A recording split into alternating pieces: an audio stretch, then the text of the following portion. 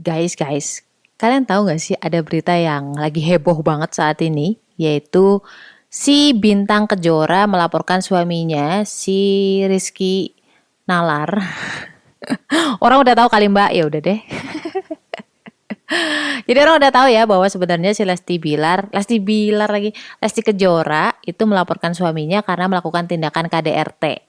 Seperti apa KDRT-nya? Katanya sih si Lesti itu memergoki si Rizky selingkuh ya. Saat itu si Rizkynya emosi, lalu dia menarik si Lesti sampai membanting dia ke kasur berkali-kali sampai mencekeknya. Mencekek tuh mungkin megang lehernya gitulah, saking emosinya gitu kan.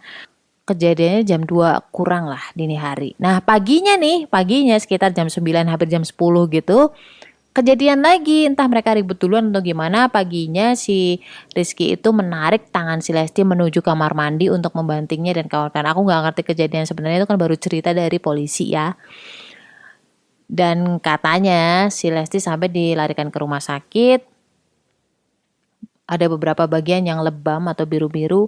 Bahkan katanya kerongkongannya itu sampai bergeser. Wow, kebayang gak sih se-emosional apa si Rizky saat itu? Orang-orang akan bertanya, kok bisa gitu ya? Karena mereka kan melihat di layar kaca seolah-olah mereka harmonis, mereka lucu-lucuan, apalagi Lesti juga so happy. Kok tiba-tiba muncul berita yang sangat heboh, bener-bener yang ngagetin gitu. Kalau cuma sekedar marah atau misalkan perlakuannya masih di bawah wajar, mungkin dia lagi emosi. Tapi ini kayak bener-bener yang sangat kesetanan ya nggak?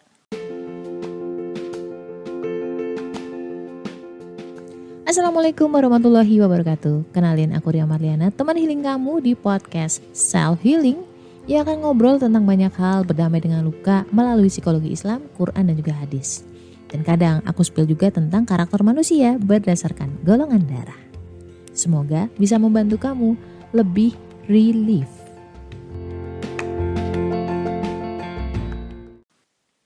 Gue akan kasih beberapa referensi episode di mana ini ada kaitannya sebenarnya tentang psikologi. Psikologi menurut kacamata psikologi Islam.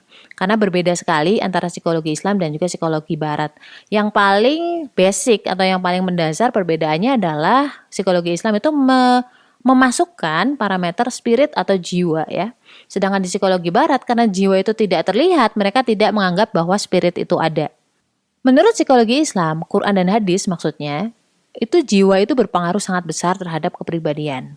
Banyak orang mungkin nggak menyadari ini. Apa sih bedanya jiwa? Apa sih bedanya perasaan? Apa sih bedanya dengan fitrah?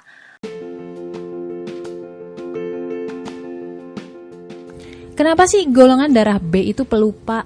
Susah banget ingat nama.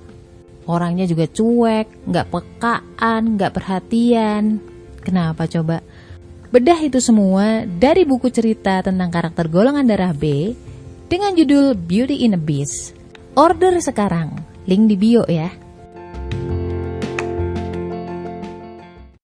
Fitrah itu adalah bawaan kamu. Bawaan fitrah itu misalkan kayak wataknya. Aku sering ngomong tentang golongan darah, nah itu ada di fitrah. Fitrah bawaan atau sifat bawaan manusia, misalkan dia menyukai keindahan, dia gak suka disakitin, ketika sakit juga dia sedih, itu fitrah. Bahkan Rasulullah SAW pun ketika Khadijah dan juga paman beliau meninggal, wafat, beliau itu sedih. Itu fitrah manusia.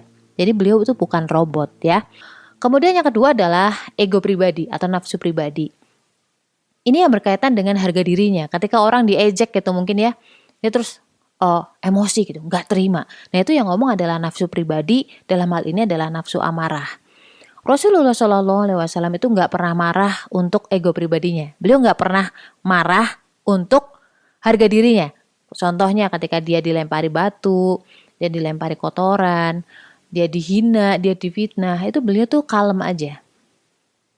Tapi kalau itu urusannya dengan hukum Allah yang dilanggar atau disepelekan, beliau marah, beliau tegas. Karena dalam hal ini yang berpengaruh adalah akal, keputusan beliau itu dipengaruhi oleh akal. Dan juga kecintaannya kepada Allah. Nah kecintaan kepada Allah ini namanya kolbu gitu. Jiwa atau ruh atau spirit itu kan sebenarnya kaitannya dengan Allah ya. Yang memberikan jiwa itu sebenarnya adalah Allah. Orang banyak mengabaikan tentang ini loh. Terus cara ngebedainnya gimana Mbak antara jiwa dan juga perasaan sedih atau dan kawan-kawan itu? Sederhana, kalau misalkan lo emosi, gampang stres, gampang baper tanpa lo tahu alasannya dan itu berlangsung cukup lama, bukan hanya sesaat. Kalau misalkan perasaan sedih, marah, itu kan kamu tahu tuh alasannya, gara-gara anakku nih telat, aku jadi sebel, aku jadi marah, itu masih ada alasannya. Tapi kalau udah jiwa nih, orang tuh bisa jadi gak akan berpikir logis. Yang tadi si Rizky Bilar gitu, ketika jiwanya tenang, dia bisa ngomongin itu baik-baik. Dia bisa melihat akibatnya nih, kalau misalkan dia marah sampai banting-banting si Lesti ke kasur lah, di kamar mandi lah, dia kan bisa berpikir bahwa itu akan melukai si Lesti. Selain itu juga dia akan berhadapan dengan ranah hukum. Segitu pentingnya jiwa yang tenang. Dan jiwa yang tenang itu bukan dengan lo makan banyak, bukan dengan lo healing kemana-kemana. Healing dalam hal ini healingnya kalian ya, yang traveling kemana-kemana. Harusnya kan healing itu pemulihan, tapi di zaman sekarang healing adalah piknik gitu kan. Padahal bukan itu aslinya. Datang curhat kemana-mana, gak akan kelar. Itu hanya kelar sebagai morfin doang. Hanya sesaat, iya menenangkan kamu. Pada intinya adalah jiwa yang tenang seperti di surat Ar-Ra'd ayat 28. Itu adalah orang-orang yang selalu mengingat Allah. Selalu mengingat Allah.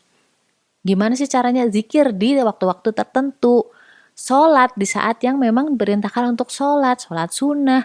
Puasa. Puasa tuh kan hampir setiap saat kita mikirin, aduh kapan buka ya, kapan buka ya. Itu kan kita mikir Allah terus ya. Serius. Jiwa ini adalah kepunyaan Allah.